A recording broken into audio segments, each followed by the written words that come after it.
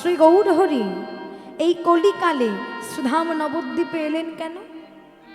কি প্রয়োজন ছিল তার আসার? না, তার আসার একটাই কারণ। সেটা কি কারণ? অনর্পিত চরিং চিরাত করুণয়াবতীর্ণ কলৌ সমর্পয়িত মুন্বত উজ্জ্বল রসাং সভক্তি শ্রিয়ম।